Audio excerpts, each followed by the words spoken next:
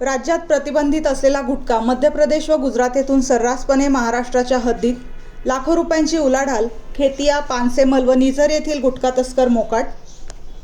महाराष्ट्र राज्यात गुटखा साठा व विक्रीस शासनाने प्रतिबंध केलेला आहे व तसे करताना कोणी आढळून आल्यास पोलीस प्रशासन व अन्न औषध प्रशासन विभागास कठोर कारवाई करण्याचे शासनाचे आदेश आहेत.